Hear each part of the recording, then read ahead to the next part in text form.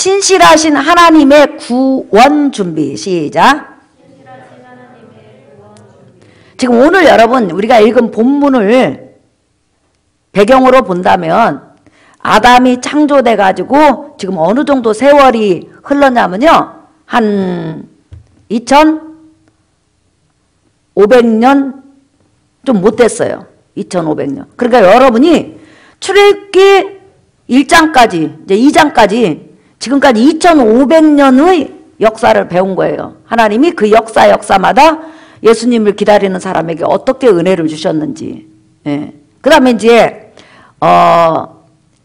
이스라엘 백성이 애굽에 들어간 지 400년이 지나면 430년 만에 나오잖아요. 근데 지금 출애굽으로 말한다면 애굽에서 나오기 80년 전에 일어난 사건이에요.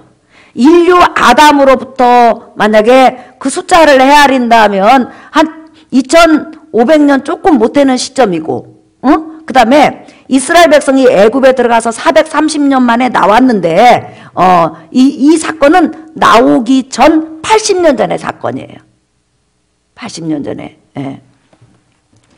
그러니까 지금 이제 모세라는 아이가 출생해서 바로의 왕궁에서 자라는 그런 내용이 지금 담겨져 있잖아요. 그러면 모세가 출생할 당시 이스라엘 백성은 애굽에서 나오기 전 80년 전의 사건이고, 그 다음에 그 당시 이스라엘 백성은 애굽에 들어간 지 350년 정도 돼가지고 인구가 어느 정도로 늘었냐, 한 300만 명 가까이, 그러니까 200만에서 300만 명 가까이가 늘어난 거예요. 근데 이스라엘 백성은 애굽 땅 기름진 어느 땅에 지금 거하고 있죠, 여러분? 옳지, 고센 땅. 그런데 모세가 출생할 당시 몇십 년 전부터는 갑자기 그렇게 이스라엘 민족에게 호의적이고 각양각색으로 도와주던 그런 애굽 민족, 그 다음에 애굽 왕이 갑자기 돌변을 해가지고 이스라엘 민족을 수백만 명을 뭘로 삼았다? 노예로 삼아버린 거예요. 그러니까 애굽은 노예 민족이 지금 거하고 있는 거예요. 이제는 그 민족이 뭐냐면 이스라엘 민족이죠. 그래서 노예를 삼아가지고 얼마나 중노동을 시키고 남자아이가 나면 나일강에 빠뜨리라는 그런 공개적인 그런 바로 왕의 명령이 있었기 때문에 사실 이스라엘 백성은 굉장히 고난 속에, 어려움 속에, 힘든 상황 속에 있어요. 그런데 지금 모세 사건을 하나님께서 왜 여기에 기록해뒀냐면 하나님은 말씀하셨잖아요. 아브라함과 이삭과 야곱에게 너희 후손이 애굽 땅에 가서 큰 민족을 이룰 것이다. 그러면 큰 민족을 이루면 내가 400년이 지나면 반드시 거기서 건져내가지고 이 아브라함과 이삭과 야곱에게 약속한 지금 이스라엘 땅, 요 가나안 땅을 기업으로 줄 것이다. 그렇게 약속하셨잖아요. 그런데 이제 하나님께서는 약속을 이루어야 되잖아요. 근데 약속을 이룰 때 하나님께서 어느 날 갑자기 공중에서 나타나서 내가 하나님이다, 자 애굽에서 나가자, 이렇게 역사하지 않고 우리 하나님은 언제나 사람을 통해서 역사하세요. 그래서 우리가 사람과의 관계도 잘해야 되는 거예요. 그런데 지금 하나님께서는 지금 이스라엘 민족을 이제 애굽에서 꺼내야 되잖아요. 근데 여러분 지금 이스라엘 민족이 불과 몇십 년 전까지만 해도 애굽에서 얼마나 잘 먹고 잘 살고 자유시민으로 살았어요. 지금 노예된 지 얼마 안 됐잖아요. 그러니까 이제 시간이 갈수록 이스라엘 민족은 우리 아브라함과 이삭과 야곱에게 약속한 우리 가나안 땅으로 가고 싶다. 우리가 이렇게 애굽에서 이렇게 완전히 개밥의 도토리처럼 이렇게 멸시를 당하고 고통을 당하고 어려움을 당하니까 나는 이 애굽 지긋지긋해 있고 싶지 않아. 이런 마음이 이제 계속 들기 시작한 거예요. 만약 이런 고난이 없었다면 바로왕이 자기들을 노예로 삼지 않고 바로왕이 그들을 잘해줬다면 그들은 이렇게 생각했을 거예요. 여기가 좋사오니 우리는 가나안 땅 안 가요. 이렇게 됐을 거라는 거지. 하나님의 축복인 예수 그리스도도 안 기다릴 거라는 거예요. 근데 너무 고난스럽고 힘드니까 이제는 누구만 바라보냐면 하나님만 바라보다 보니까 자기 조상들에게 약속한 그 약속이 생각난 거예요. 그래서 우리가 신앙생활 하다 보면요, 친구 사이하고 확 틀어지고 여러 가지가 그렇게 삶이 힘들어요. 그러면 나중에 하나님의 백성은 어떤 그 동작을 취하냐면 하나님을 찾아요. 근데 너무 친구 사이도 좋아, 하는 일마다 일이 잘 풀려. 그러면 절대 하나님을 안 찾아. 왜? 우리 인간은요, 등 따스고 배부르면 하나님을 안 찾아요. 우리 인간이 간사하거든요.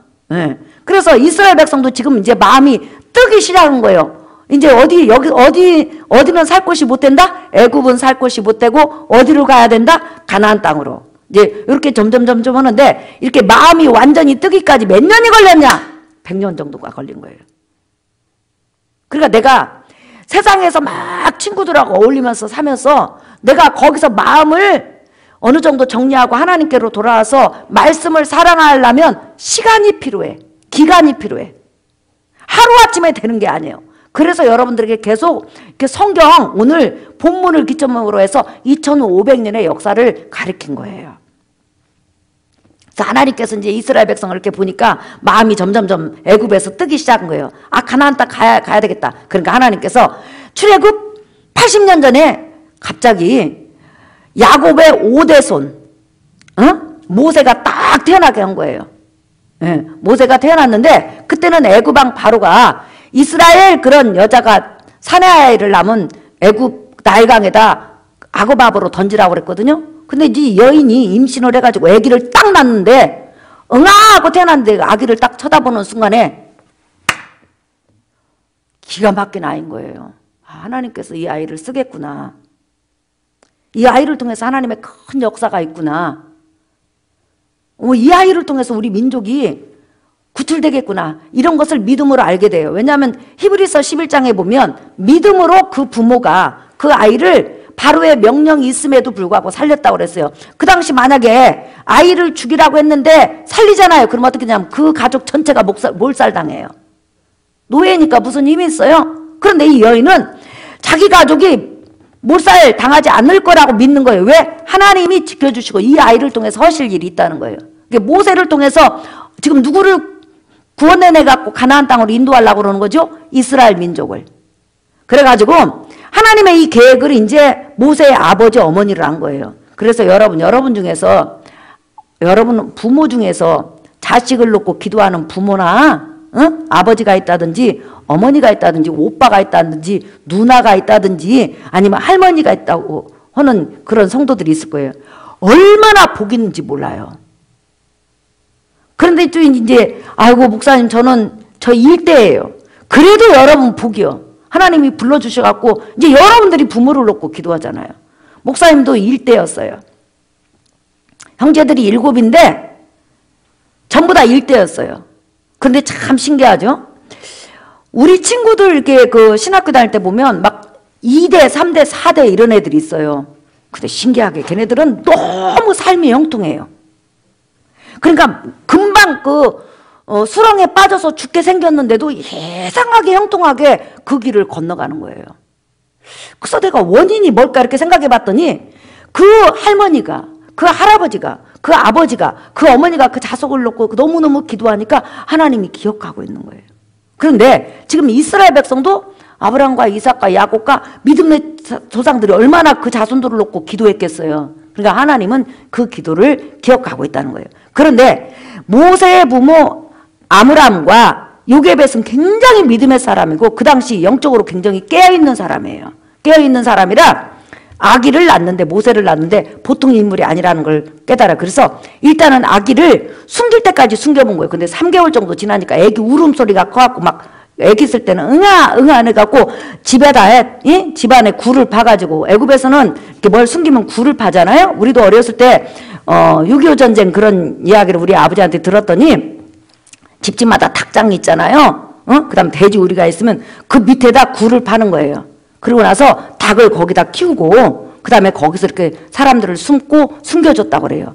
왜냐하면 인민군들이 왔을 때는 돼지 우리만 보지 돼지 우리 속에까지는 안 들어가잖아요. 그래가지고 그렇게 굴을 많이 팠다고 그래요. 그래서 우리 아버지는 어떻게 살았냐고 했더니 닭장 밑에 들어가서 살았다는 거예요. 위에는 닭장인데 밑에는 굴을 파가지고 그래서 아마 굴을 파가지고 집에서는 들리니까 굴을 파갖고 아기를 키웠는데 더 이상 숨길 수가 없는 거예요. 아기가 크니까. 왜냐하면 어렸을 때는 응아 우는데 응아 이렇게 하니까 그냥 이제 벌써 소리가 들리는 거예요. 그래가지고 여러분 오늘 우리가 성경을 잘 볼 때 보면 한번 보세요. 여러분 출애굽기 2장 보세요. 2장 3절부터 보세요. 석 달간 숨긴 다음에 2장 3절 시작. 더 숨길 수 없게 되매 그를 위하여 갈대 상자를 가져다가 역청과 나무 진을 칠하고 아기를 거기 담아 나일 강가 갈대 사이에 두고 그랬죠. 자, 이 아이를 더 이상 키울 수가 없으니까 얼마나 부모가 많이 기도했겠어요. 하나님의 뜻이 담겨 있고 이스라엘 백성을 애굽에서 구원할 아이잖아요. 예. 그래가지고는 기도하다가 이제 어떤 성령의 음성, 하나님의 음성을 들었겠죠. 나일 강가로 데리고 왔어요. 그래가지고 여러분이 지금까지 이 들었던 설교를 머리에서 지워야 돼. 나일 강가에다 딱 갔다가 강가에다 놓으니까 이 모세를 담은 갈대 상자가 둥둥둥둥둥둥 떠다가 어느 갈대 사이에 걸렸다 이게 아니에요. 오늘 모세 어머니하고 아버지하고 모세가 담긴 갈대 상자를 가지고 가갖고 어디다 냐면 갈대 사이에 이 상자가 떠널러 가지 않도록 딱 끼워놓은 거예요. 그죠? 그리고 나서 끼워놓은 다음에 모세의 누나 미리암이 있잖아요. 미리암이 한 5, 6, 7살 차이 나잖아요. 그러니까 그 아이한테 이 갈대 상자에 있는 이 아이가 어떻게 되는지 보고 하나님의 지금 역사를 기다리는 거죠. 어떻게 역사할지 모르니까 일단은 우리가 키울 수 없으니까 갈대 사이에다 놓고 그 다음에 이 아이가 어떤 하나님의 역사를 보고 있는지 네가 지켜봐라 해갖고 미리암이 여러분 어린애가 아침부터 저녁까지 갈대 상자만 쳐다보고 있는 거예요. 그런데 시간이 지난 다음에 놀라운 일이 벌어진 거예요. 갑자기 왕궁에 살고 있는 무남동녀 공주가 갈대 나일강가로 목욕을 하러 왔는데 해필이면 모세가 담긴 갈대 상자가 있는 그 나일강으로 목욕을 하고 온 거예요. 나일강 길이가 얼마만큼 기냐면 몇천 킬로가 되는 거예요. 우리 한강보다 11배가 길어요.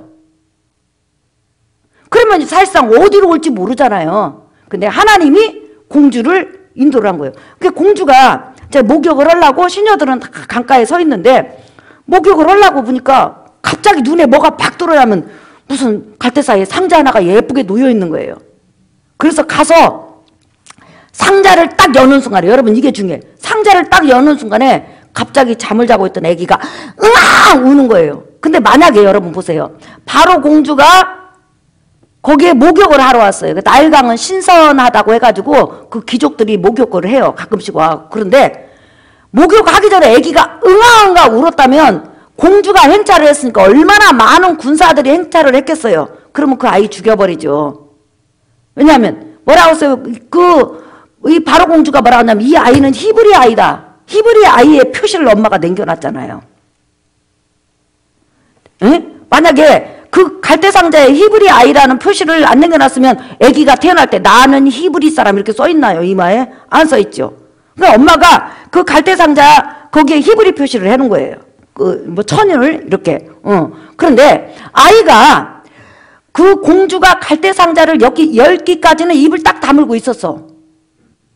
그런데 상자를 딱 여니까 갑자기 아기가 공주가 자기를 쳐다보는 것 같으니까 응아응아 울기 시작한 거예요. 근데 얼마나 슬프게 운지 응아응아 그러니까 나 좀 살려줘 나 좀 살려줘 이런 소리로 바로 공주 귀에 들린 거예요. 그래서 여러분 바로 공주가 뭐라 그랬어요? 6절 보세요.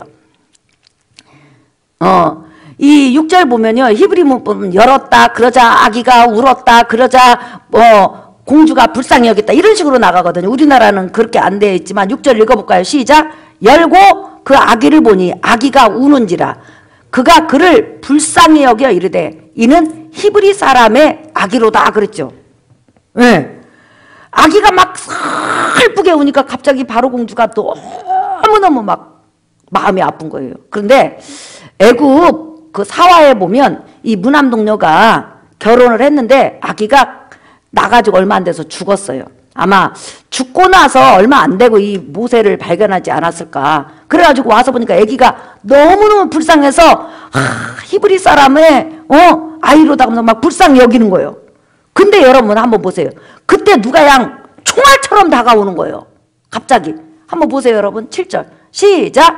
그의 누이가 미리암이죠. 그의 모세의 누이가 그의 누이가 바로의 딸에게 이르되 내가 가서 당신을 위하여 히브리 여인 중에서 유모를 불러다가 이 아기에게 젖을 먹이게 하리까. 자 상자를 딱 열었더니 아기가 죽기 살기로 우네. 살려달라고. 그래서 바로 공주가 너무 불쌍해서 이렇게 계속 쳐다보고 있는데 갑자기 어떤 꼬마 소녀가 딱 다가오더니 아기가 너무 울고 배고프니까 제가 유모 불러올까요?